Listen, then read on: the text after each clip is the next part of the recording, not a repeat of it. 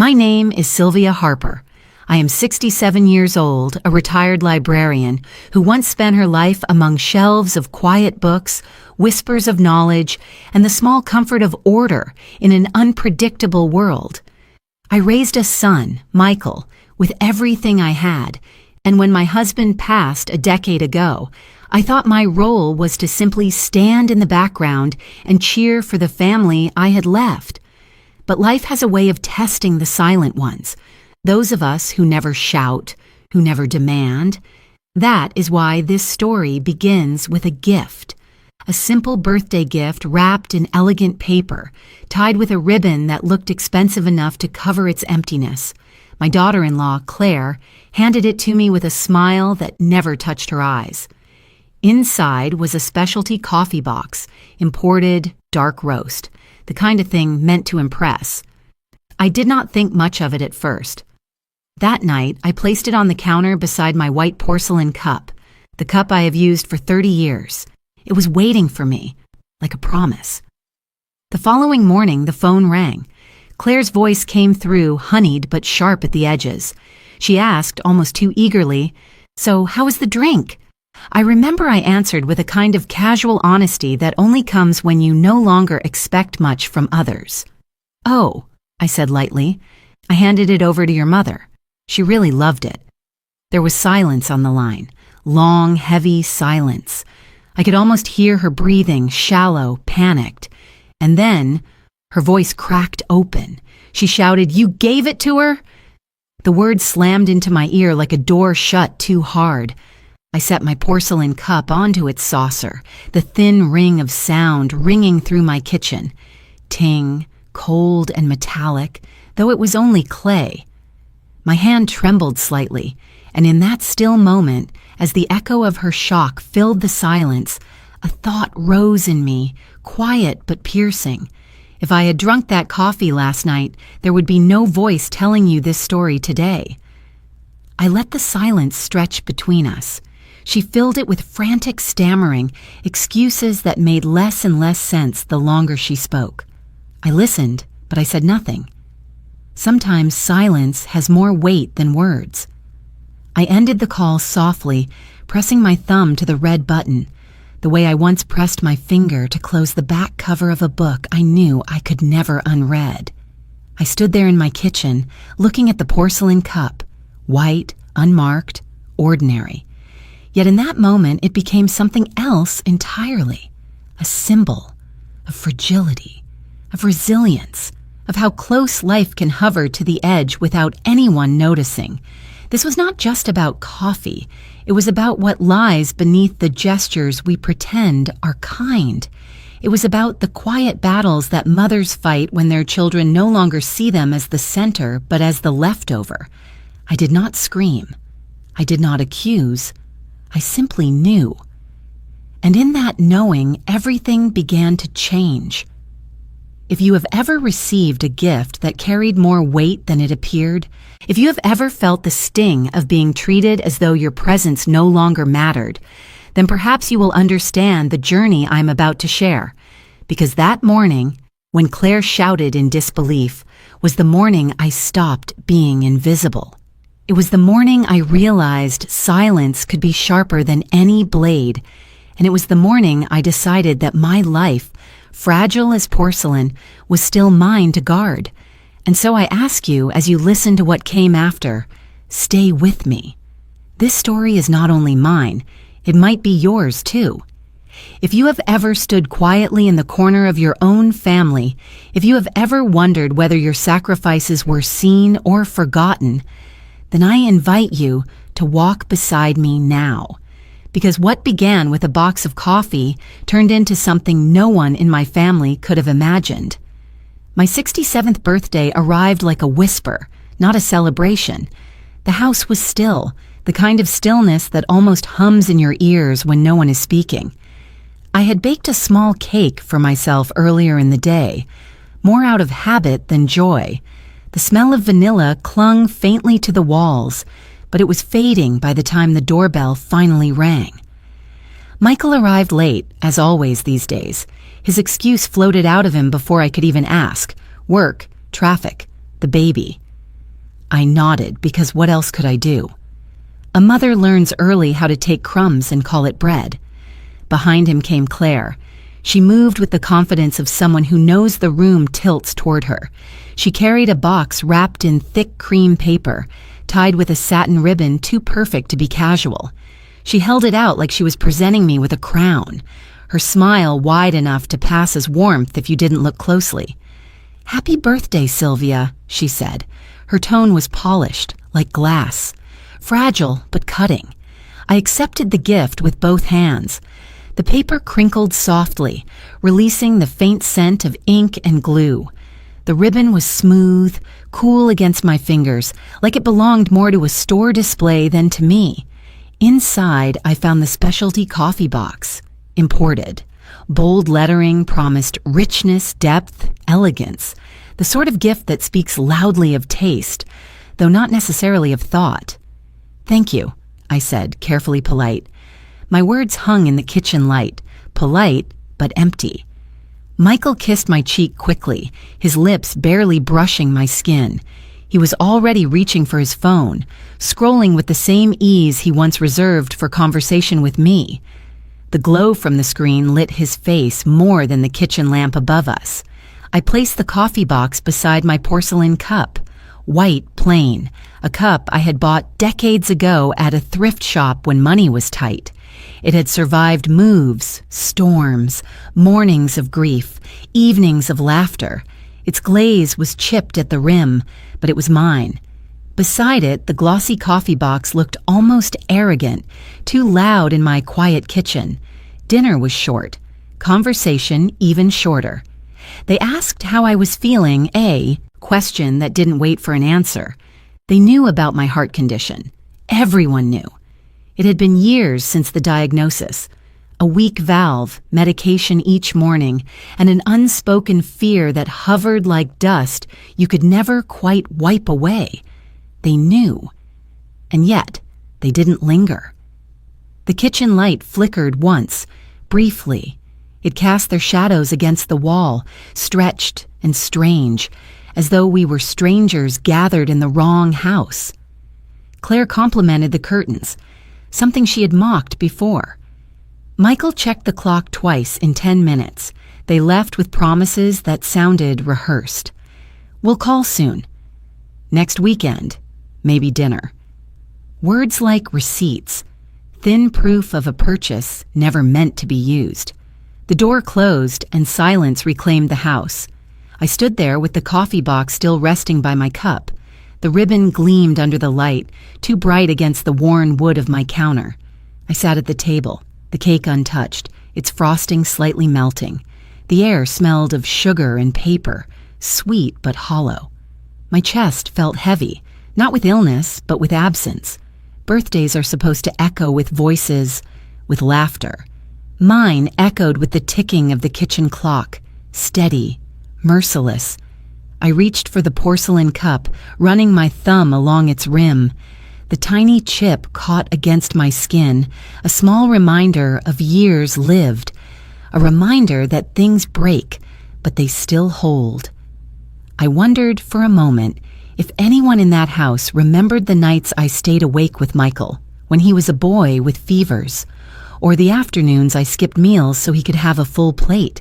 Sacrifices fade in memory faster than ribbons unravel. The coffee box remained unopened.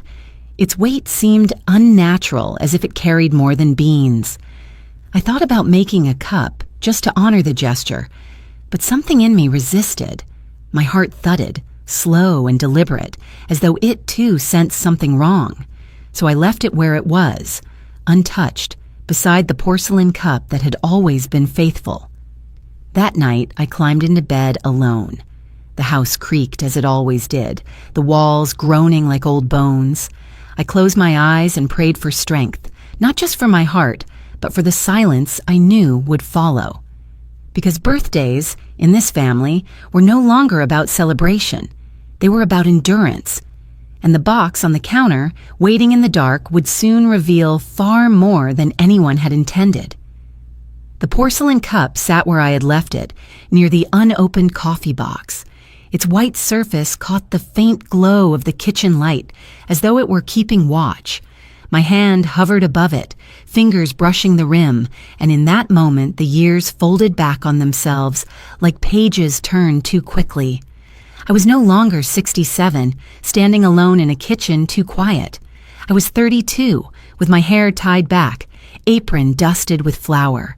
The same cup sat before me, steaming with hot cocoa I had made for Michael after a day of running through the yard. He had been 7 then, cheeks flushed with the kind of joy only children know. He clutched a drawing in his small hands, a scribble of our house, a sun larger than the roof, and me holding his hand. That was his birthday gift to me. No ribbon, no shiny paper, just color pressed too hard by crayons, edges curling from his grip. And yet that picture had been enough to warm me for years. Thematic echo lingered. Back then, just one drawing was enough. I could still hear him slurping the cocoa from the porcelain cup, leaving a ring of chocolate on the rim. He had laughed when I wiped it clean, saying the cup was too fancy for him, but I told him, "Everything tastes better when you know it's made with love." He had nodded solemnly, as though memorizing a secret. The memory shifted, and suddenly my husband's laughter filled the room. Robert was alive then, his voice deep and steady, the anchor of our family. He teased me for fussing too much over birthdays, but he always made sure there were candles, and he always sat beside me as Michael sang off-key. Those nights were noisy, cluttered with voices, and heavy with love. Now the only sound was the paper crinkling from the gift Claire had left. That glossy wrapping seemed to mock me, its perfection covering emptiness. The kitchen smelled faintly of glue and expensive roast, but none of it carried the warmth of cocoa powder and melting marshmallows. I blinked back into the present. My fingers curled tighter around the cup. Its small chip grazed against my skin, reminding me it had survived longer than most things. The house around me felt larger, lonelier. The once shared table now seemed too wide. Even the cake on the counter looked embarrassed, as though ashamed of being untouched. I let the flashback settle, then asked myself quietly, how had we come here? When did gifts turn from drawings and laughter to polished boxes meant for display? When did birthdays shift from being about us to being about appearances? The porcelain cup offered no answer. It only held the weight of memory, pressed into its glaze by decades of mornings and nights. I thought of Robert again. He would have hated the silence that now filled the house. He believed in noise, in family pressing close. His absence had not only stolen a man, but also the glue that held the pieces together. After his passing, every gathering had grown thinner, like soup watered down. I brushed the ribbon of the coffee box, its slickness foreign against my calloused fingertips. It carried no fingerprints of love, no marks of thought, just a transaction disguised as a gift. And yet, I told myself, perhaps Claire had meant well. Perhaps she had thought the box was special, that it would impress. But my heart, weak though it may be, still knew the difference between affection and obligation. I closed my eyes. Michael's voice as a boy echoed faintly, "Happy birthday, Mommy." He had sung loud, fearless, even when off-key. That was love. That was family. I opened my eyes again to silence. The box sat gleaming. The cup sat faithful. One was weighty with meaning. The other was empty despite its shine. It struck me then that the cup, chipped and plain, was more beautiful than any polished box, because it carried history, it carried truth. I whispered into the quiet room, not to anyone but myself. Back then, just a drawing was enough. The words floated and settled, pressing into the still air like a vow. The kitchen clock ticked on. My heart followed its rhythm, slow but steady. Somewhere in that steady beat, I understood. This birthday was different, not because of what I had received, but because of what I remembered, and the porcelain cup, resting patiently by my hand, promised to carry me through whatever came next. I woke before the sun, the kitchen still smelling faintly of vanilla and paper. The coffee box sat beside my white porcelain cup. Two objects that did not belong to the same story. I wiped the counter as if tidying my thoughts, slid the box into a reusable bag, and felt the ribbon hiss across my palm. Dawn was thin and pink. My breath made small clouds as I walked to the car. I told myself a plain truth I could say without hurting anyone. My heart does not do well with caffeine. Helen loves coffee. Let the gift find the person it fits. Helen lives 7 minutes away in a brick bungalow with green shutters.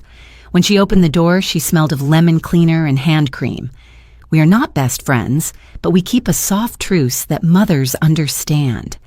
"Sylvia, what a surprise," she said. "Come in. It is too chilly to stand at the door." The hallway held family photos. Claire at 10 with skinned knees, Claire at the wedding holding white lilies. Something tightened in my chest that was not illness, it was memory. I followed Helen to the kitchen. I set the bag on the table and drew out the box. The paper gleamed under the lamp. "For you," I said. "My heart does not do well with caffeine. The doctor still reminds me. You drink coffee. You should enjoy this more than I would." Her eyes widened with the pleasure of being considered. "For me, really? Are you sure?" "I am sure," I said. "It would sit on my counter and gather dust." She traced the ribbon. "It is beautiful. I have never had anything like this." She studied my face. "May I make us a cup?" I shook my head. "Tea for me, if you have it. I am minding my heart." "Of course," she said. The kettle filled. Steam rose when it met the burner. She set chamomile on the table. "I keep this for quiet evenings. This feels like one." While the water heated, we admired the box as people admire a new book. She read the tasting notes: cocoa, cedar, dark cherry. Watching her happiness, I felt lighter. The gift had found its owner. She poured my tea and we sat. Her kitchen kept the ordinary parts of a life: crocheted doilies, a calendar, a small fruit bowl. The kettle clicked as it cooled. Somewhere a clock chimed the half hour. "I hope you had a good birthday," she said. "It was quiet," I answered. "Quiet can be a blessing. Sometimes it is just quiet." She nodded, understanding more than the words. For a moment, the house felt like a harbor rather than a place people rush through. When it was time to go, she walked me to the door with the box in her hands like a bouquet. "Thank you," she said. "I will brew a cup this afternoon and think of you." "Think of yourself when you drink it," I said. "Let it be your treat." The sentence surprised me with its firmness. I am learning to give without erasing myself. On the porch, the air had brightened. As I drove away, a roast scent rose from the bag I had carried. It had clung to my coat. It followed me like a question. Back home, I washed my porcelain cup by hand, small circles. The cup clicked against the sink, a humble sound that belongs to the living. I dried it and set it in its usual place. I lifted my phone, considered texting Claire and Michael to thank them, considered telling them how kind Helen had been. My thumb hovered. Then I set the phone down. Some words arrive better later. Some do not need to arrive at all. I opened the back door and let the morning in. Cool air moved across the floor like a quiet tide. I stood there feeling both small and in charge of my own smallness. Giving the box away felt right-sized, not dramatic, not cruel, just honest. In the stillness that followed, I made a vow I did not speak. I would honor my heart and the life it keeps, beginning with little choices: one white cup, one careful morning, one gentle boundary at a time. The phone rang just after noon, its sharp tone slicing through the quiet of my house. I had just rinsed my porcelain cup and set it in its place, the ceramic still warm from tea. The sound made me pause, the way a sudden knock at the door makes you catch your breath. I reached for the receiver, already knowing it would not be a friendly voice. "Hello, Sylvia," Claire said. Her tone was light, almost playful, but I heard the steel beneath. "I was just calling to see how you liked your birthday gift. Did you try the coffee yet?" Her words stretched like a rope, taut and expectant. My eyes moved to the clean counter where the box had sat less than a day ago. I felt the weight of the moment, but I answered with calm. "I passed it to your mother," I said. "She loved it." The line went silent, as if the house itself had inhaled and forgotten to exhale. I could hear the faint crackle of distance, the buzz of electricity running through the cord. My own breath filled the gap, slow and steady. Then it came. "You... what?" Her voice cracked, then rose, sharp enough to cut glass. "You gave it to her." She did not hide her outrage. I imagined her standing in her immaculate kitchen, hand pressed tight around her phone, knuckles white. The silence after her. Question throbbed. "Yes," I said softly. It seemed right. "My heart does not do well with coffee. Your mother adores it. Why let it sit unused here?" There was a sound on the other end, like a breath caught between anger and disbelief. The silence that followed was not empty. It pressed against me, thick, dangerous. It was not the pause of someone searching for words. It was the pause of someone calculating. I could hear the faint hum of her refrigerator in the background, or maybe it was mine. The cords blurred space. My pulse slowed, not quickened. I have learned that in moments of hostility, rushing is what betrays you. "You had no right," she hissed at last, her voice clipped. "That was for you, not for her. I chose it carefully." I rested my hand on the edge of the counter, cool tile beneath my palm. "Claire," I said evenly, "you gave me a gift. A gift is mine to give again if I choose. And I chose to bring joy where it belongs." The line burned with her silence again. My ears tuned to every small sound, the faint static, the occasional pop of the connection, my own measured breathing. Her silence was louder than her words. When she finally spoke, it came like a snap. "You don't understand what you've done."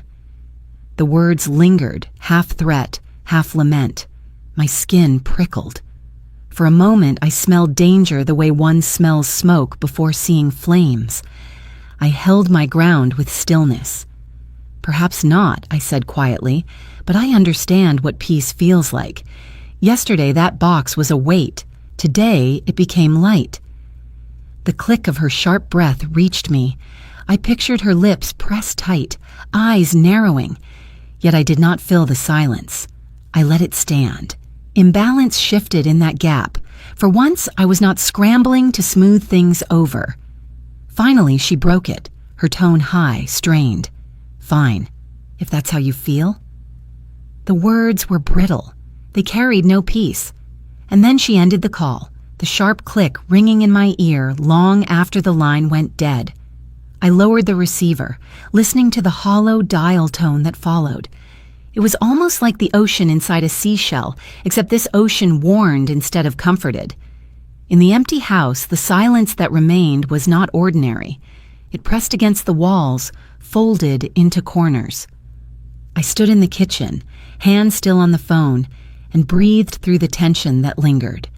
I thought of Helen, opening the box with childlike joy, and Claire's voice, sharp as a knife. Between those two images hung a truth I could not ignore. Kindness in one place, bitterness in another. I set the receiver down slowly, the way one sets down glass that might shatter. My hand trembled for just a moment, then stilled. I looked at the porcelain cup drying on the rack and whispered inside myself, if I had drunk it, would my heart still be beating now? The quiet after the call was not peace. It was warning. Yet in that warning, I discovered a strange kind of strength. I would not chase after her anger, nor bend myself into apologies that did not belong to me. I would let silence stand, the way a stone stands against the wind. The house exhaled then, finally, and I stood with it, The hospital smelled of antiseptic and faint plastic, a mixture that clung to my throat. I sat in the waiting area outside the emergency ward, the overhead fluorescent lights buzzing softly above me. They were too white, too steady, draining the warmth from the air. Everything here was cold. Even the chairs pressed their hardness against my bones as though they wanted to remind me that comfort had no place in this room. Helen had been admitted just an hour earlier, rushed in by ambulance after collapsing in her kitchen. Her neighbor had called me, panic running through her voice, and I had hurried here. Now I waited, my hands folded tight in my lap, the sound of the heart monitor drifting faintly through the door. Beep, beep, beep. That rhythm pierced me deeper than any words could.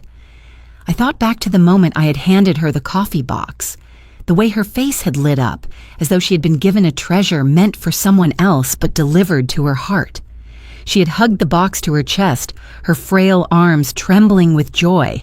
I had smiled then, relieved to pass it on. Now, sitting under the sterile light, I felt the sharp edge of what-ifs. If the box had stayed in my home, if I had brewed even one cup, if I had let temptation win, would I be the one lying in that bed right now? The thought chilled me. I pictured myself on the gurney, tubes winding across my chest, the monitor declaring each beat of a failing heart. My hand went instinctively to my sternum, feeling the faint thud beneath my ribs, weak but steady, still mine.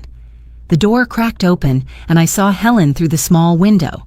She looked so small against the white sheets, wires attached to her skin, her breath rising unevenly.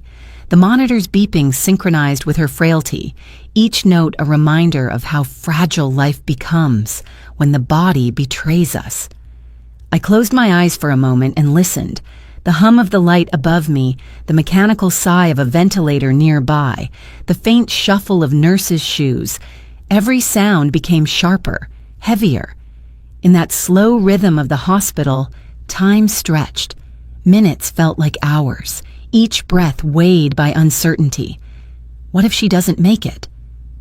The question pulsed through me like another monitor, unseen but relentless.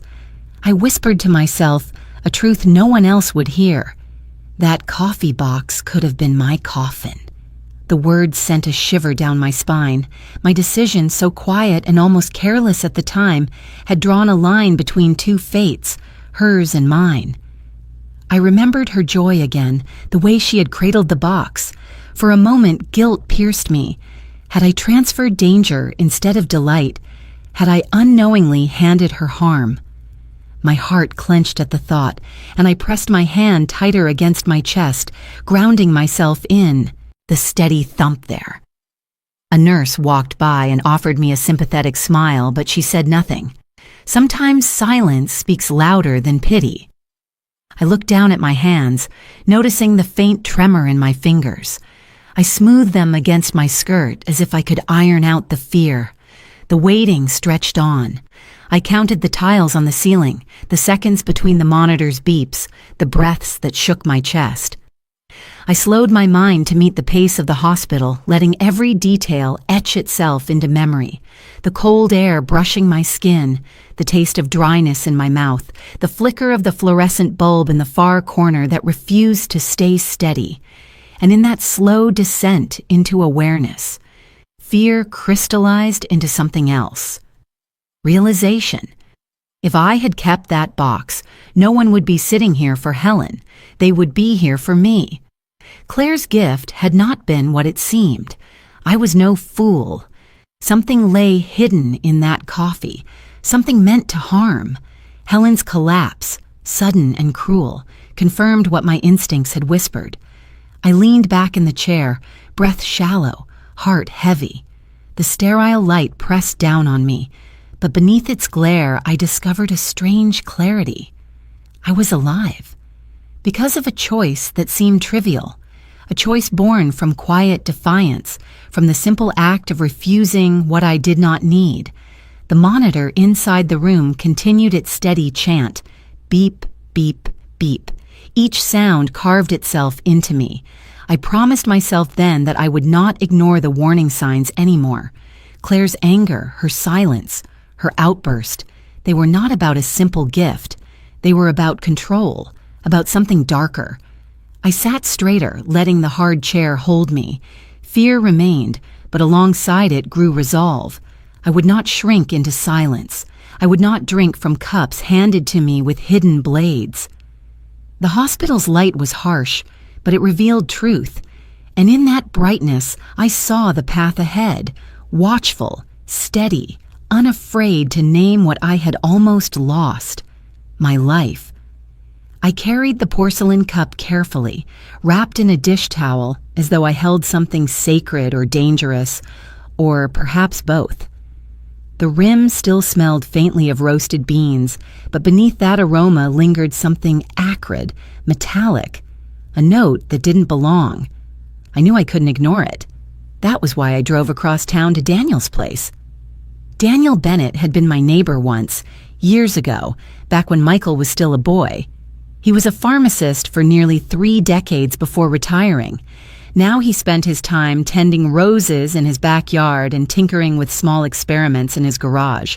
He greeted me with his warm, worn smile, his thinning gray hair sticking out beneath a baseball cap. "What brings you out here, Sylvia?" he asked, wiping his hands on a rag. "I need you to look at something," I said, setting the towel-wrapped cup on his workbench. "Please don't laugh. Just check it." He raised an eyebrow, curiosity piqued, and unwrapped the cup with careful fingers. The smell reached him immediately. I saw it in the way his nose twitched. He leaned down, sniffed once, then again, more slowly. His expression shifted, the casual, neighborly look replaced with professional alertness.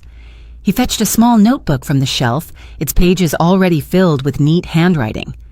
"All right, let's see what we have here." Daniel worked quietly, the way men do when they've repeated the same motions for years, until they become ritual. He scraped a faint residue from the bottom of the cup with a wooden stir stick, tapping the powder onto a glass slide. Then he added a few drops of water from a small pipette, swirled it gently, and dipped in a strip of pH paper. The strip turned an odd shade, neither the bright yellow of acidity nor the calm blue of something neutral. Instead, it bled into a murky green that made Daniel frown. He sniffed again, wrinkling his nose, then reached for another vial. "This doesn't smell like coffee," he muttered, half to himself. He sprinkled a pinch onto a flame spoon, held it over the Bunsen burner he kept for his gardening solutions. The powder flared with a sharp greenish hue, almost unnatural. He made a quick note in his book, bitter alkaloid scent, unusual burn. I sat stiff on the stool, watching his hands. Every movement was ordinary, dipping, lighting, noting, yet the air thickened with tension. My palms dampened against my skirt. Finally, he reached for a reference kit he had kept from his pharmacy days. He compared the reaction with the color chart, held it up against the light. His jaw tightened. "Sylvia," he said quietly, "this looks like traces of nightshade derivative. Not in lethal dose here, but enough to cause heart arrhythmia, dizziness, collapse." The words landed heavy, each one dragging down on me. My chest tightened. Nightshade. Poison. Not an accident. He continued, careful and measured. "I can't confirm percentages here without lab equipment, but I know the signs. This is deliberate. Someone wanted whoever drank this to be hurt, maybe worse." I couldn't breathe for a moment. The fluorescent lights in his garage flickered faintly, as if echoing the hospital bulbs from hours before. Helen's pale face flashed before me, the wires, the beeping monitor. If that cup had stayed in my kitchen, it would have been me. I steadied myself on the edge of the workbench, fingers curling against the wood grain. My voice, when it came, sounded low, almost foreign. "You're certain, Daniel?" "As certain as I can be without sending it off to a lab," he said. "Sylvia, I know you. You wouldn't come here unless you had a reason to worry. Trust your instincts. Something's wrong." He placed the notebook beside me, showing the neat scrawl, Solanezia, possible belladonna or derivative. I traced the ink with my finger, the letters blurring as my eyes burned. I thanked him, but the words felt too small. I wrapped the cup back in the towel, holding it as though it could still explode. On the drive home, the sun was setting, painting the sky with bruised colors, orange fading into purple, streaks of red bleeding into night. My heart beat in rhythm with the engine, steady but shaken. Each mile I drove, the truth sank deeper. This wasn't an accident, not a mistake, but intent. In the quiet of my car, I whispered to myself, "She wanted me gone."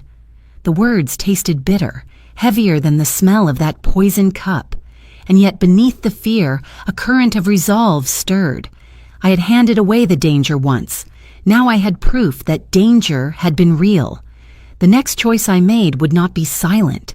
It would shape everything that came after. Daniel called the next morning and asked a simple question that felt heavier than it sounded. Could he look around the places where I kept household supplies? I said yes. The sun had not burned off the chill yet when he arrived with a small tote, latex gloves, and the same quiet focus he had in his garage.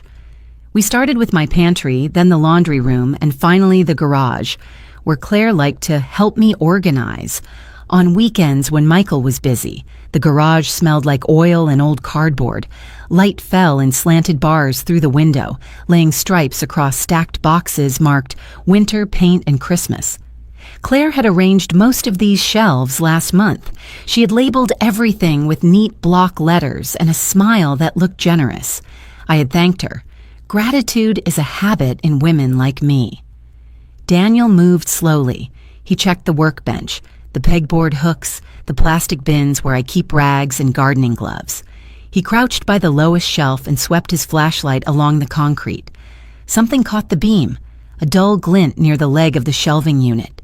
He reached for it with gloved fingers and set it gently on the bench. It was a small amber glass vial with a black screw cap. The label had been peeled, leaving a torn crescent of paper and a smear of adhesive.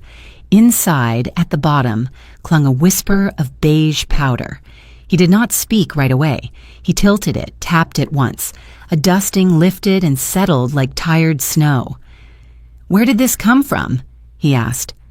"I have never seen it," I said, and the words tasted like metal. He sniffed the mouth carefully without touching it to his nose, then straightened and wrote in his notebook. He shone the flashlight across the shelf again. There was a faint ring on the wood, the kind a bottle leaves when it sits long enough to mark its place. Around that ring lay a constellation of tiny specks, pale and gritty, swept but not gone. Someone had tried to erase the scene and had been almost successful. Daniel found a zip bag, slid the vial inside, sealed it, and labeled the plastic with the date and time. He tapped the dust on the shelf with a strip of clear tape, folding the adhesive over itself to trap the grains. His voice stayed soft, but it carried weight. "If a lab tests this and it matches what was in your cup, we will have more than a hunch." I watched the careful way his hands moved. It reminded me of a different set of careful hands, years ago, in a bridal shop that smelled of starch and perfume. Claire had been standing on a platform in a white dress that refused to obey her. It needed more than pins. It needed permission. The price was more than she could bear, and I knew it the moment I heard her whisper into her phone in the hallway. She was trying to keep her voice from breaking. She said she would find a cheaper dress and pretend she had always wanted lace instead of silk. I walked to the desk and asked for a manager. I wrote a check from the savings I had guarded since Robert died.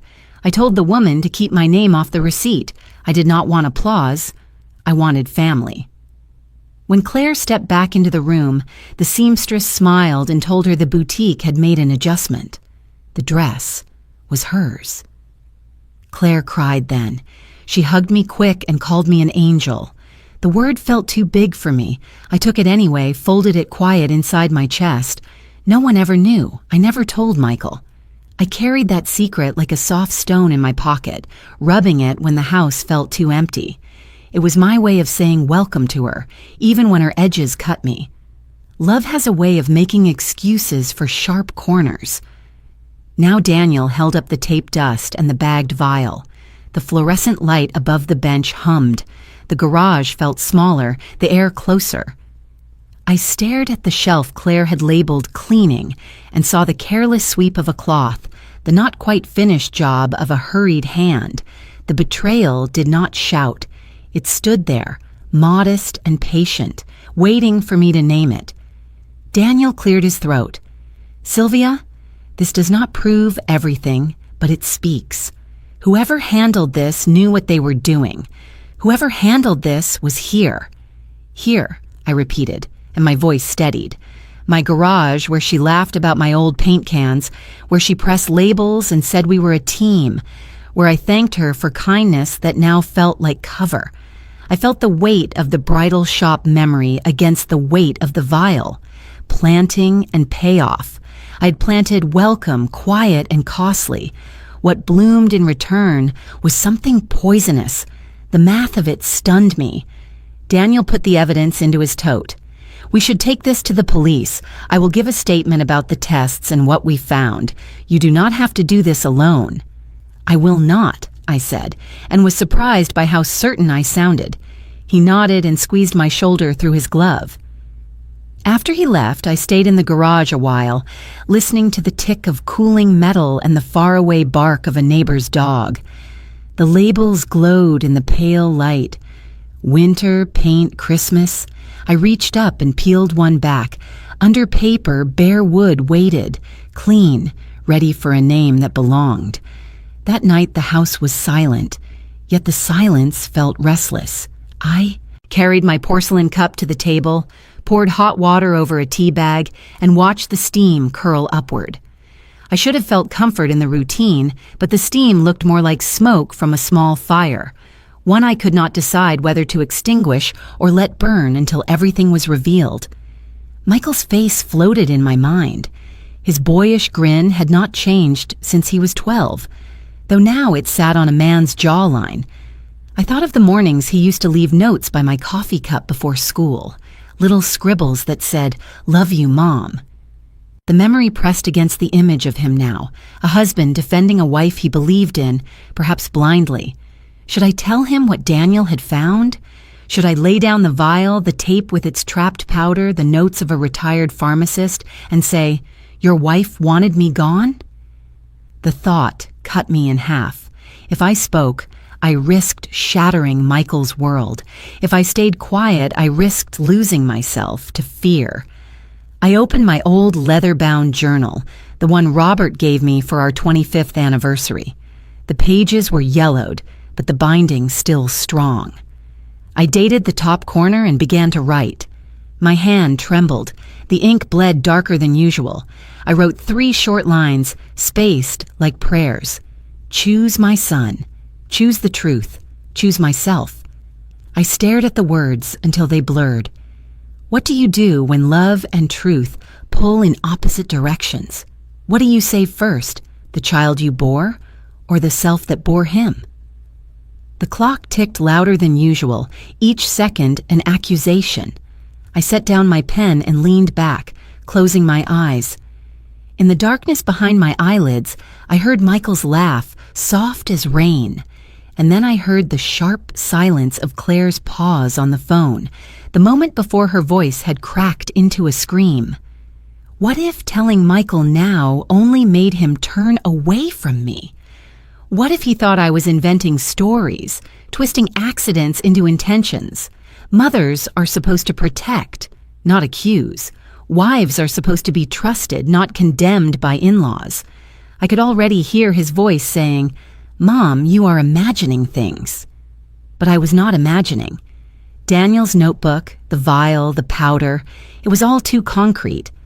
My memory of Claire standing in my garage, labeling shelves, too recent. My heartbeat quickened as if it wanted me to decide tonight.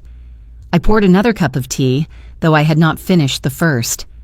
The porcelain clinked when I set it down, sharp and hollow. I whispered into the kitchen air, "Robert, what would you do?" No answer came, only the refrigerator hum. The thought struck me that truth is not kind, but it is steady. It will stand whether I choose it or not. If I keep it locked in my journal, it will rot in silence. If I speak it, it might tear Michael from me, but it will also free me from the burden of pretending.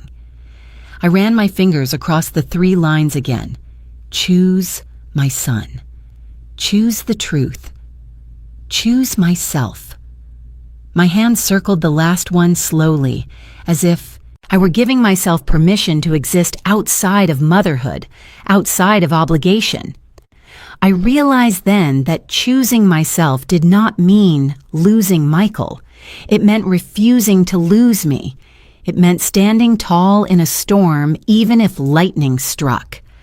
For decades, I had placed myself last in the family's line. Maybe it was time to step into the center, not with rage, but with quiet certainty. I closed the journal, pressing my palm against the cover like sealing a vow. Tomorrow would come, and with it, another decision. But tonight I allowed myself to sit with the conflict, raw and unresolved, because sometimes the hardest truth is not spoken aloud but admitted inward first. The tea had gone cold. I lifted the cup anyway and drank it in silence, tasting bitterness that was not from the leaves. The silence grew around me, not empty, but waiting. Somewhere in that stillness, I knew the answer would find me. The kitchen was too bright that afternoon, as if the sunlight itself wanted to witness what would unfold. Claire leaned against the counter, arms folded, her smile practiced into something sweet but sharpened at the edges.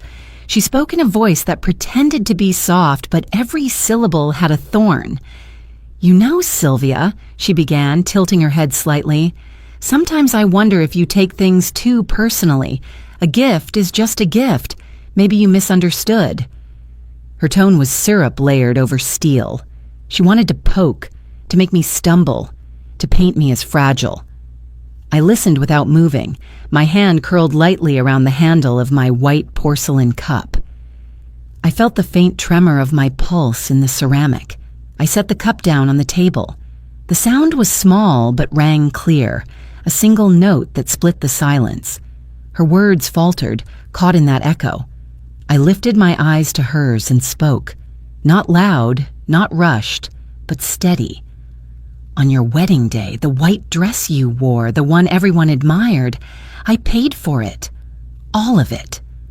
Her smile froze, a mask with a crack running down the middle. She blinked, as if she had misheard. Then she tried to laugh, but it came out brittle. "You must be mistaken," she said too quickly. "No," I said, letting the truth stand naked between us. "I wrote the check. I handed it quietly to the seamstress because I wanted you to shine. Nobody else needed to know." Her throat bobbed. She pressed her palm to the counter as if steadying herself. The sweetness in her voice vanished for a heartbeat, replaced by a flicker of something raw. Surprise. Maybe even guilt. She had not expected me to hold such a truth, hidden all these years. I did not push further. I let the silence expand, thick and alive. I could hear the faint tick of the kitchen clock, the hum of the refrigerator, the shallow hitch in her breathing. I gave her nothing to fight against. No raised voice, no angry accusation, just the weight of what I had revealed. She fumbled for her mask again, forcing a smile, her eyes darting as if searching for higher ground. "That was very generous of you," she said, the words clumsy in her mouth. I nodded once, but I did not smile back. I kept my gaze steady, my silence louder than any reply. It unnerved her more than shouting ever could. She shifted her stance, uncrossed and recrossed her arms, cleared her throat. The power in that moment was not in what I had said, but in what I chose not to say. I did not tell her I knew about the garage, about the vial, about the powder Daniel had tested. I did not speak of the hospital lights above Helen or the monitor that counted her failing heartbeat. I let her sit in the knowledge that I carried truths she had not expected, truths she could not spin or smother. Her eyes flickered to the cup I had set on the table, as if the porcelain itself accused her. The sunlight slanted across her face, too harsh now, washing away the pretense of her sweetness. For the first time, she looked uncertain. I turned slightly, my hand brushing the chair back, and I let my silence stretch a breath longer, heavy as stone. I felt a calmness settle over me, the kind that comes when you stop playing someone else's game. Finally, I spoke, my voice quiet, almost tender. You should know, Claire. Not every kindness is forgotten. Not every silence is ignorance. She opened her mouth, then closed it again. Her hands tightened on the counter edge. The clock ticked louder, counting seconds she could not claim. I left the porcelain cup where it was and walked toward the door. My footsteps were unhurried, each one deliberate.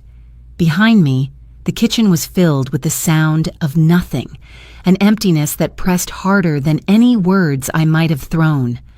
I knew then that I had shifted something. She was no longer sure of the ground beneath her, and me. I had taken back a measure of power, not through anger, but through truth, wrapped in silence. The table was set with care, though I kept the dishes simple. Roasted chicken, steamed vegetables, and a loaf of bread I had baked that morning. The kind of meal that once meant family gathered in warmth, not in quiet calculation. The glow of the dining room light spilled across the polished wood, making every fork and knife gleam a little too bright.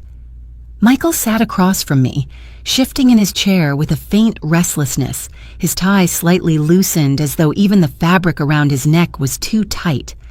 Claire took her seat beside him, her movements composed, her smile just polite enough to pass for sincerity. I watched them both as I poured the tea, chamomile, pale gold, steaming softly. I placed my porcelain cup in front of me, then slid a cup toward Michael. He accepted it with a nod. I noticed how his hands lingered on the warm ceramic, almost grateful for something solid to hold.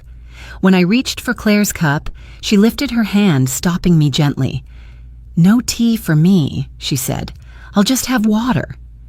Her voice was calm, but her eyes flickered for the briefest moment toward the untouched coffee tin on the counter.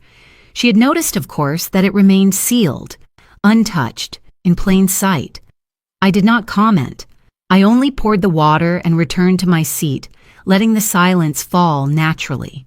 It stretched like a taut string, humming with tension no one wanted to name. We began to eat. The clink of silverware against plates filled the air, too loud in the absence of conversation. Michael cleared his throat once, twice, as though words might come, but then decided against it. Claire, however, filled the gaps, her tone light, her questions casual yet too precise. "Sylvia, how have you been feeling these days? Sleeping well? Your heart hasn't given you trouble, has it?" Her eyes rested on me longer than necessary, as if searching for weakness. I lifted my cup, inhaled the gentle scent of chamomile, and took a slow sip before answering. "I sleep fine with the tea. It soothes more than coffee ever could." Michael glanced up at that, caught in the middle, his fork pausing in the air. Claire smiled, but it was tight, the corners of her mouth straining. "Yes," she said, her tone a shade too sweet. "Tea is safer." I met her gaze directly, then looked down again at my plate, saying nothing. It was not my words, but my silence that unsettled her. The space between sentences weighed more than any accusation could. Michael shifted again, breaking a piece of bread with unnecessary force. "Mom, the chicken is really good," he offered, trying to ease the room. I thanked him softly, keeping my eyes on my meal. Claire pressed on, her questions circling closer, sharp beneath their polite surface. "Did you try the coffee I gave you? I picked it out myself. Special, really." I let a beat of silence pass, letting her feel the weight of her own words, before I answered with calm precision. "No," I said, lifting the cup of tea again. "I prefer this." Her hand froze on the stem of her glass. Michael's brow furrowed, a crease forming between his eyes as he looked from me to her, sensing something beneath the surface he could not quite name. The tea steam curled upward, soft and steady. The porcelain cup warmed my fingers, its familiar weight grounding me. Across the table, Claire's smile flickered again, her mask slipping, then reappearing as if stitched back hastily. I said little. I didn't need to. The room itself was heavy with all that remained unspoken. Michael's eyes darted between us, confusion plain. Claire stirred her water glass, though there was nothing to stir, and I simply sat, letting the silence do its work. The meal carried on, each bite punctuated by glances and pauses. Words became scarce, stripped down to their bones. A simple, "pass the salt," a murmur of thanks. Yet beneath it all, tension threaded through like a current, waiting to snap. When at last I set my fork down and folded my hands around the cup, I felt the steadiness in my chest, the calm I had chosen. Claire's eyes lingered on me, sharp, searching, but I gave her nothing to hold. My silence spoke for me. That night, dinner ended not with laughter, not with warmth, but with 3 people leaving the table more unsettled than when they had sat down. And in that quiet space, I knew something had shifted. Power no longer sat where she expected it to. It rested silently in my hands. Detectives moved quietly as if the case preferred soft shoes. Daniel and I turned over the porcelain cup, the tape dust, and the amber vial. The officer labeled each item with time and date, my name spelled right. No speeches, just forms sliding across a counter. They assigned Detective Mara Collins, compact and steady-eyed. She met me in a small room, walls off-white, table bare, but for a recorder and a pad. She listened, asked for the order of things, then drew a line down her page. "Sequence first," she said. It steadied me. First, my birthday. Second, the call. Third, Helen's collapse under fluorescent lights. Fourth, Daniel's tests. Fifth, the find in my garage. I said each piece while she wrote the timestamps I remembered. When I faltered, she waited, pen hovering, time a door she could hold open. She asked to contact the hospital. I agreed. She asked me not to contact Claire. I agreed again. Truth can walk on its own 2 feet, she said, almost to herself. Then she gathered the forms and left me with vent noise and a paper cup that tasted of metal. By evening, she called with confirmation. Hospital charts noted arrhythmia, sudden onset. Labs suggested exposure to plant alkaloid, enough to ask a judge for data preservation. "Tonight we freeze the clocks," she said. Phones, cloud, search history. Morning, 7:42 a.m., she texted. Warrant signed. By noon, a forensic unit imaged Claire's phone and pulled her cloud backups. Collins gave me only the times. 12:18 p.m., extraction began. 2:03 p.m., preview complete. 3:11 p.m., first hit. She read it to me, voice even. The night before my birthday, 9:07 p.m., a search in Claire's browser. How much nightshade kills quickly? At 9:12, another. Mask bitter taste in coffee. At 9:19, arrhythmia elderly symptoms. Each query dropped like a stone into clear water. I was in my kitchen when she called, my teapot whistling. I turned the burner off and let the steam fade. I slid a finger along the cup, then set it down. "Thank you," I said, meaning both the word and the pause. Detectives do not build cases from words. They build them from time. She kept reading. On my birthday at 4:26 p.m., a message from Claire to a contact saved as Garden Girl. It's wrapped. Delivery tomorrow. At 10:41 a.m. the next day, 5 minutes after her call to me, another text. She gave it away. 1 minute later, to her mother. No reply. The thread ended in silence. Collins marked the chain like steps on a stair. Search intent, package, call, collapse, powder. Vials. Could see the line in her notebook growing darker with every detail. At 5:15 p.m. she called again. We also found draft notes in a shopping app, she said. Grind fine, mix after cooling, rinse grinder, twice. The draft saved at 8:02 a.m., the morning of my birthday. She did not embellish or need to. I asked about Helen. Stable, she said. Doctors expect a slow recovery. Relief came like a soft tide, not dramatic, just merciful. I thanked her, sat with the quiet until the refrigerator cycled off and the house held its breath. Collins's final call that night was brief. We're preparing an affidavit, she said. Keep your routines, lock your doors. Do not meet Claire alone. I wrote the time in my journal, looping the numbers. 9:34 p.m. When I closed the book, the page before it stared up at me. Choose my son. Choose the truth. Choose myself. The words no longer competed. The clock had sorted them. Truth had found its legs, and I had found mine. I washed my cup, dried it, and set it on its saucer. I placed the saucer gently, hearing porcelain answer with calm. Once, the window showed a thin ribbon of moon pale against the dark. Somewhere a siren rose and fell. Somewhere a detective checked a box on a form. In my house, a kettle cooled. What mattered, finally, was the order. The night before my birthday, a search. The day of, a package. The day after, a call. Then the beeping of a monitor beneath lights that did not blink. The line was straight. It did not need my anger to stand. It only needed time and the willingness to see. The night had a stillness that pressed against the windows, as if the world itself waited for my son's breath.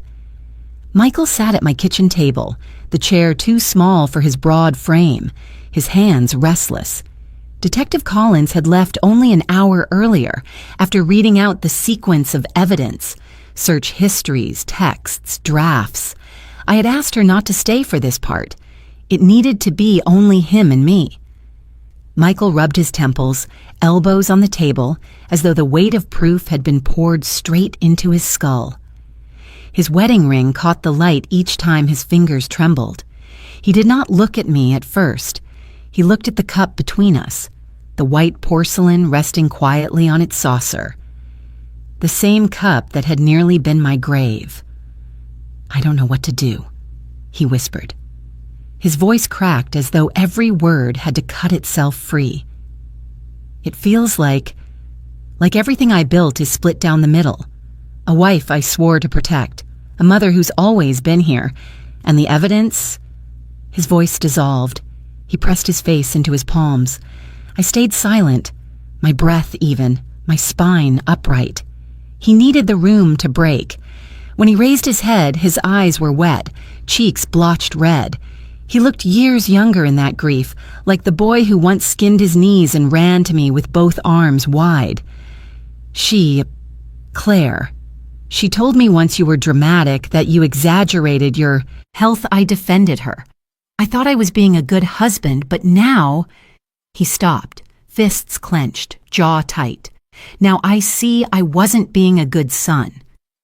The kettle on the stove clicked as the metal cooled. That small sound filled the air between us until he spoke again. Mom, he said, the word trembling. One side is my wife, the other is my mother. But when I really look, only my mother never left me. Only you never turned away. His shoulders buckled as the admission broke free.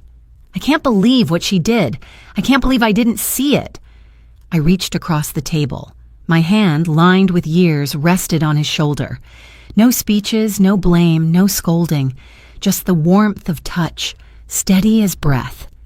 His sobbing deepened, the kind of sobs that shake a body until it feels emptied. I let them wash over the kitchen because catharsis comes like a tide. You cannot force it back. You can only let it spend itself. I don't deserve you, he whispered into the space between sobs. I don't deserve a mother who still puts her hand on my shoulder after all the ways I've doubted her. I squeezed gently, not letting go. My silence carried the weight his words could not. Love doesn't vanish because it is tested. It simply waits, like porcelain waiting for the hand that knows its shape. His head lowered until his forehead touched the table. I kept thinking, marriage vows mean loyalty. But what about the vow I never said aloud? That I'd stand by the woman who raised me, who bought me crayons when I couldn't afford paper, who sat up all night when I was sick. Isn't that the truest vow? His voice cracked into a sob again. My throat ached, but I did not let tears fall yet. This was his moment, his breaking, his cleansing. My role was to hold the silence like a vessel. Finally, he raised his head, eyes swollen, voice hoarse. You never left me, Mom. Even when I left you in small ways, even when I didn't notice the loneliness in your eyes at birthdays, even when I thought she was right. He pressed his palm flat on the table, close to mine. You never left. I nodded once. My lips pressed tight to hold in the storm inside me. The words echoed, striking deeper than any knife. Mother never left. They rang with the same cadence as years passed when he whispered into my neck after nightmares, Don't leave, Mom. Now the circle closed. He remembered. The kitchen light glowed above us, pale yellow on wood and porcelain. No thunderclap, no gavel, just the truth, bare and undeniable. A wife had betrayed him. A mother had not. Between the two, he saw clearly for the first time. I held his hand. His grip was desperate, but I let it be. Together we sat as grief drained from him, and silence wrapped us both like a blanket. No words could ease what he had lost, but words were not needed. What he had rediscovered was enough. Catharsis lived there, in the quiet. His tears, my touch, and the echo that tethered us to the years before betrayal. Mother does not leave, not even now. I used to think villains were monsters you could spot from a distance, their eyes cold, their words sharp, their intentions unmistakable. But what I learned with Claire was far more unsettling. Villains can smile at the dinner table, share blankets on family trips, and kiss your son's cheek as though they truly loved him. They can live in the same house of trust and yet quietly sharpen a blade meant for your back. The detectives told me what Claire finally admitted when the weight of evidence left her no escape. She had debts, credit cards maxed out, payday loans disguised as business ventures. What she spent it on was less clear. Some whispered about investments gone wrong, others about appearances she could not afford. To her, the numbers were always looming, the creditors breathing down her neck. But money alone does not drive someone to lace poison into a gift. Money explains panic. It does not explain betrayal. When I closed my eyes, I could hear her words, fragments from past conversations that now carried new weight. Michael works so hard, doesn't he? She would say, and then add with a half smile, but it must be nice having his mother's attention too. I thought it was a joke, but under that humor lived bitterness. She saw me not as family, but as competition. Claire confessed she felt invisible in her own marriage. Every time Michael mentioned me, she heard a comparison, even if none was spoken. If I cooked soup when he was sick, it was proof to her that she could never measure up. If I remembered his favorite childhood story, she saw herself erased. My existence became her shadow, and she feared he would always live in my light. It is strange to be hated for love. I never tried to steal my son back. I only stood where I always had, by his side quietly. But to Claire, that quietness was a threat. She saw Michael's loyalty as a rope pulled in two directions, and the more she tugged, the more she feared the rope would snap, leaving her alone. So she twisted logic into something that fit her fear. She told herself I was the obstacle to her happiness, that if I were gone, Michael would be hers completely. Poison became her solution, a permanent erasure of what she thought was my hold. It was not madness. It was desperation hardened into cruelty. Hearing her reasoning did not lessen the sting. It deepened it. because buried inside her words was something painfully human. The need to belong, the terror of being second best, the loneliness of feeling unseen. I could almost pity her, if not for the bitterness of what she had done. She turned her insecurity into violence, her longing into an act that nearly shattered every bond she claimed to protect. I remembered the day of their wedding. She stood in her dress, veil trembling in the breeze, and I thought she looked radiant. I never told her then that I paid for that gown, choosing silence so she could have her pride. And still, years later, she believed I was her enemy. How fragile some hearts are, how easily love becomes distorted when fear feeds it. The truth is, Claire was not born a villain. She became one through choices made in shadows, each debt ignored, each bitterness fed, each fear left to fester. And yet she had another choice all along. She could have spoken. She could have reached for me, not against me. I would have listened. I would have helped. That is what makes her betrayal cut deepest of all. She had other paths, but she chose the darkest. As I sat with these revelations, I realized the story was not only about poison in a cup, it was about poison in a heart. Claire carried hers quietly until it spilled out into mine. And though I survived, part of me mourned, not only for the danger I faced, but for the woman she might have been had she chosen light instead of shadow. That night, I whispered a prayer into the quiet, not for her forgiveness, but for understanding. Because villains are not always monsters. Sometimes they are broken people who let fear win. And fear, when fed long enough, can be deadly. The courthouse smelled faintly of dust and old wood polish, the kind of scent that carries centuries of judgment and finality. I sat on the narrow bench, my palms resting against my skirt, the cool fabric grounding me. My heart beat steady, not wild because by then I had nothing left to prove, only truth to state. When the clerk called my name, I stood, my legs calm, my steps unhurried. The room seemed larger than it was. Fluorescent lights hummed above, their buzz filling every quiet space. I took the stand and looked neither at Claire nor at Michael. I looked at the judge, at the weight of law carved into his chair, and I answered questions simply. No drama, no speeches, just the truth. Yes, I received the gift box of specialty coffee for my 67th birthday. Yes, I passed it to Mrs. Helen because of my heart condition. Yes, she was hospitalized shortly after drinking it.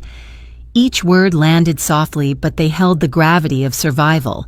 I did not embellish. I did not accuse. I told the story as it happened, as plain as a calendar page.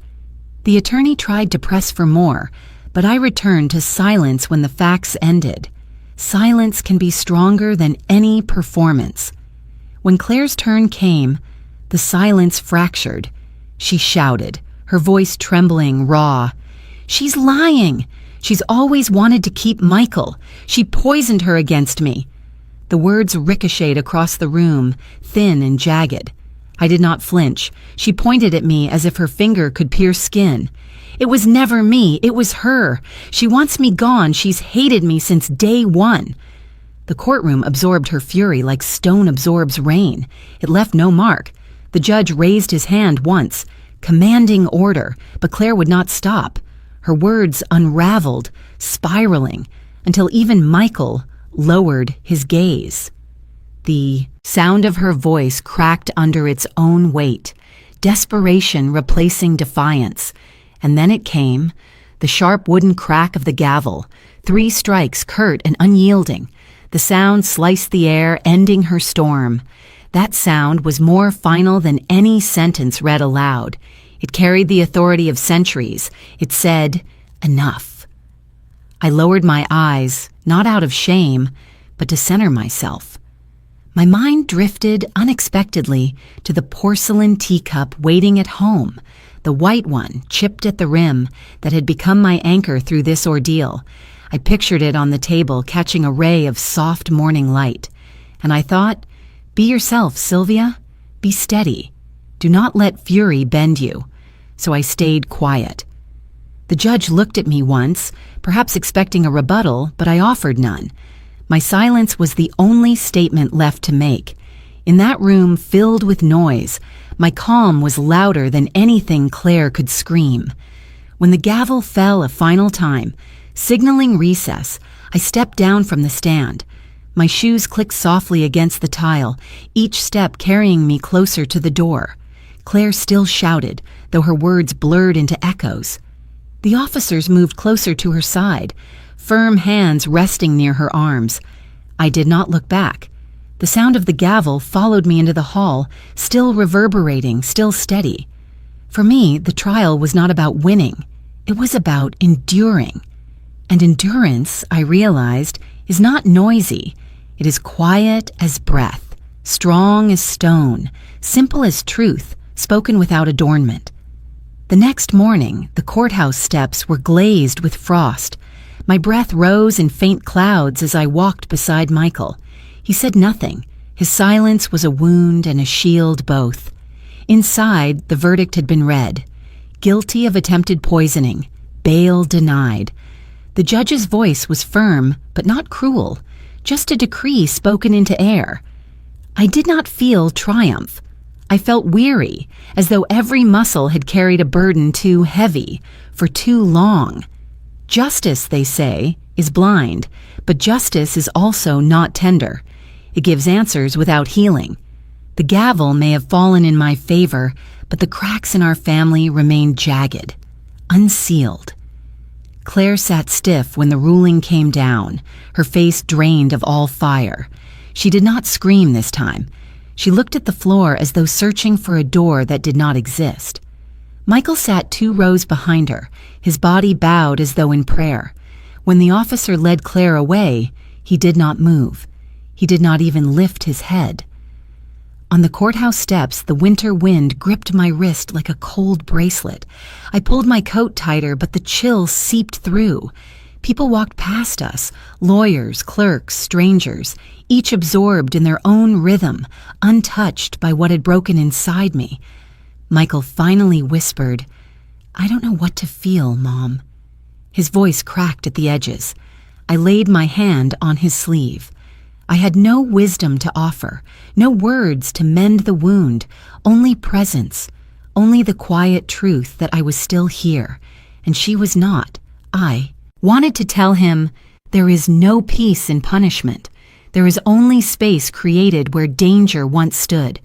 That space is empty, and emptiness is not victory. But I let the thought stay inside me.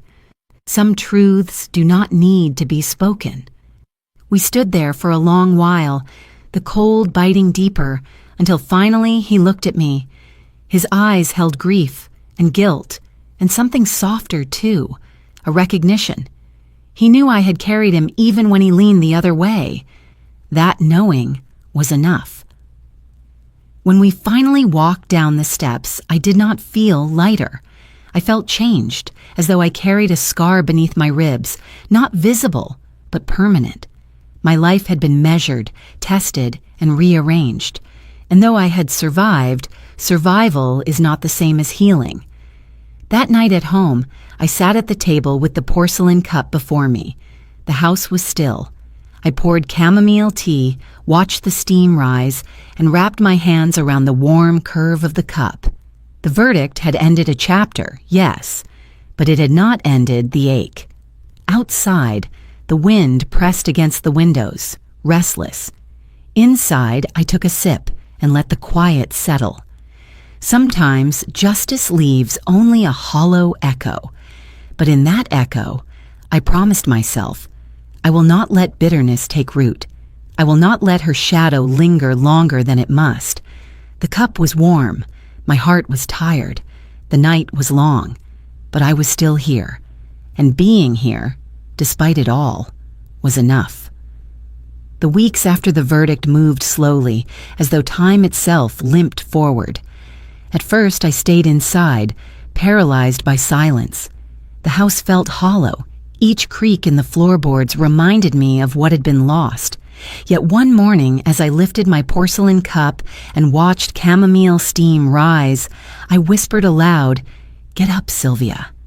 The words were simple, but they felt like a command. I put on my old walking shoes, the soles worn thin, and stepped outside. The air was sharp, carrying the smell of wet leaves and earth.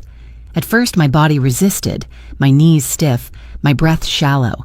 But step by step, block by block, I kept moving. The rhythm of my feet on pavement became a kind of prayer, steady and grounding. I found myself noticing details I had ignored before. The way the morning sun painted roofs gold, the laughter of children waiting for their school bus, the warmth of a neighbor's wave. Soon I joined the library's book club. I hadn't sat among strangers in years, yet there I was, listening to voices discuss novels and characters. At first I spoke little, my throat tight. But then someone asked what I thought of a story's ending, and words slipped out before I could retreat. They nodded, smiled, and welcomed me into the circle. For the first time in months, I felt part of something that wasn't defined by suspicion or pain. Another week, I signed up for a watercolor class at the community center. The brushes trembled in my hand, hesitant. I hadn't painted since Michael was a child, since we sat together with cheap crayons and paper placemats. My first attempt was clumsy, blue bleeding into green, shapes distorted, but the colors glowed soft under the light. And I remembered how it felt to create without fear, to let beauty rise from small strokes. Each new habit wove itself into my days, steady as breath. Walking, reading, painting. Bit by bit, life rebuilt itself, not with grand victories, but with quiet rituals. And always the porcelain cup remained. Once it had threatened to carry poison into my veins. Now it carried only chamomile, fragrant and golden, a choice I made each night before bed. It was no longer just a vessel. It was a declaration. I chose health. I chose dignity. I chose to stay alive, not only in body but in spirit. There were moments when grief threatened to pull me under again. At the grocery store where I passed by the coffee aisle, at family photos where Claire's absence gaped like a wound, but I held on to the ritual. The cup, the tea, the slow inhale and exhale. These small anchors reminded me that I had endured. I began to write a phrase in my journal before sleep. Being myself is enough. The words became a refrain, echoing back each time doubt crept in. I had lost much, yes, but what remained was still precious. And in that recognition, I found something new, a strength I had not known I carried. Renewal, I realized, does not arrive like thunder. It whispers, steady as steam, rising from a simple cup. One evening, the house was bathed in amber light, the kind that lingers just before dusk. I sat at my dining table with my journal open, the lined pages waiting. My pen hovered, uncertain, until I finally pressed ink to paper. I have lost much, I wrote, the words plain, unornamented, but I still have myself, and that is enough. I let the sentence sit there, stark and unapologetic. My hand trembled, not from weakness, but from release. Writing it felt like exhaling after holding my breath too long. I lifted my eyes, and across the room hung the photograph in its simple wooden frame. My late husband stood beside me, his hand resting gently on my shoulder. In my arms was little Michael, grinning with milk teeth, clutching a porcelain cup almost too big for his hands. The image was ordinary, yet it glowed with a warmth that filled the room. I studied that picture for a long time. The circle of memory had closed. The same cup that had once carried milk for a boy now held tea for an older woman. The same vessel had traveled through innocence, danger, and healing. In its continuity, I saw my own story, not broken, not perfect, but whole. The room was silent except for the rustle of the pages as I wrote more. I did not write about Claire, nor about the trial, nor about the fear. Those things no longer deserved space here. Instead, I wrote about walking under trees, about the book club's laughter, about the way colors bled into each other on watercolor paper. I wrote about chamomile steam rising like hope. The act of writing became its own ritual, one final stitch in the fabric of renewal. My pen moved, slowly, deliberately, as though each word was a seed planted in soil. I did not rush. Healing cannot be rushed. I simply allowed the sentences to form, one after another, until the page carried the weight of my truth. When I finished, I closed the journal gently and set my hand on the cover. The photograph on the wall, the cup on the table, the journal beneath my palm, they aligned like a constellation, guiding me toward a life no longer defined by loss. I whispered softly, not to anyone else, but to myself, "You are still here. You are enough." And in that whisper, I felt peace settle in, not the fragile peace of denial, but the steady peace of acceptance. The circle of memory closed, not with sorrow, but with quiet strength. The house was quiet. My heart was quiet. I had come home to myself. I want to leave you with something, a thought that rests heavy on my heart. If you have listened this far, then perhaps you know what it feels like to be dismissed, to be doubted, or to be quietly hurt by someone you trusted. Perhaps you know what it means to carry both fear and love in the same chest, wondering which will break you first. So I will ask you gently, the way I would ask an old friend across a table, do you think I was wrong? Was I mistaken to pass that coffee along, or to sit silent when the truth pressed against my lips? Tell me in the comments if you've ever stood at a similar crossroads, if you've ever had to choose between protecting yourself and protecting someone you love. I want to hear your voice, because the truth is, no one else should ever decide the warmth in your cup. That choice belongs to you and you alone. Whether you fill it with coffee, tea, or nothing at all, it should carry your decision, not someone else's shadow. That small right to choose what you put into your body, into your spirit, is the foundation of dignity. Before we say goodbye, I would love to know, where are you watching from? Is it a quiet morning with a warm cup in your hand, steam rising as you begin your day? Or is it late at night, the world around you still, while stories like mine keep you company in the silence? Wherever you are, I hope you feel less alone here. Please let us know in the comments. We read each one with gratitude, as though they are letters folded into envelopes, carried from your home to mine. And if this story touched your heart, I ask, consider subscribing to this channel, not only to hear more stories like this, but to be part of a community that still believes in kindness, in healing, and in second chances. Together, we hold on to the fragile, necessary truth that life can still turn gentle after pain. I thank you for spending your time with me today. You could have chosen anything else, yet you chose to sit with my voice, my memory, my survival. That is no small gift. I do not take it lightly.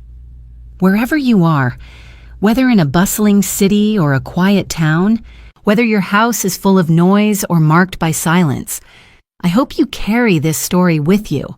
I hope it serves as a reminder that sometimes the miracle does not arrive with a knock at your door. Sometimes it waits quietly, patient, until you are ready to open your heart and let it in. And so I leave you with this.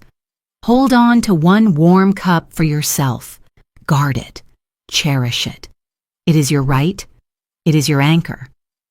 In a world that often pulls at us, demanding pieces we cannot afford to give, remember this small but powerful truth. Keeping one cup of warmth for yourself is not selfish.